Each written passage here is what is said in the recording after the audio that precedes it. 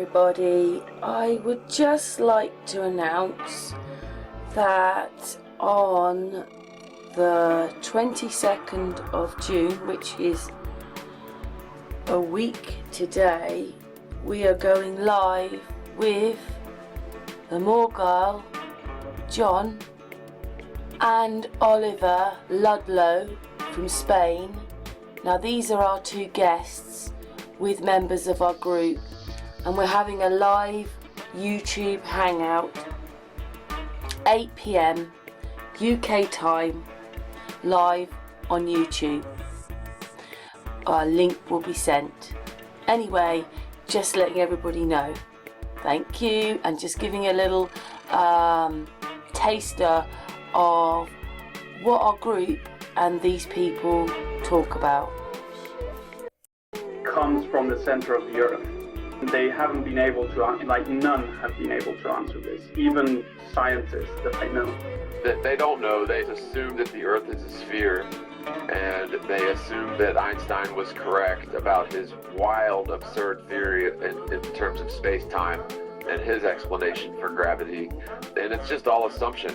And it works if you assume that the earth is a sphere, but when you start actually looking at, for curvature and stuff, you don't find it. So we can't go by that assumption anymore. And frankly, gravity isn't necessary on a flat earth.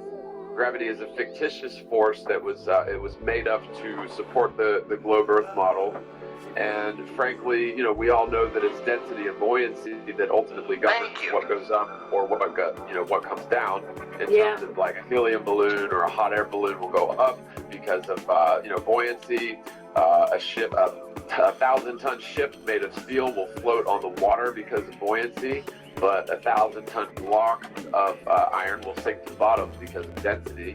And so it's all governed by density and buoyancy. Wow. Like even if considering, even the ball, considering the earth is a ball, how could they prove it's the center of the earth when we've only gone 12 kilometers deep? Yes, ridiculous. And Germany. how do they, first of all, how do they know the mass of the earth? They tell us that it's a magnetic core that's spinning, and they've only gone in 12 kilometers and couldn't even get past it. What was it, 5 years they tried to get past it, they just gave up? The mathematics that they use, or supposed mathematics that they use, with Newton and all that, they didn't really get the mass of the earth whatsoever. And if you think about it for a second, it's quite ridiculous to even consider knowing the mass of everything that's on earth. It's just ridiculous. And also the radius of the earth. If you've only gone 12 kilometers deep, it's impossible that you know the mass and the radius of the earth. Therefore, the idea that the center of the earth, which is unknown and never been photographed or even just an imaginary point in the center of the earth, imagining that attracts everything else. And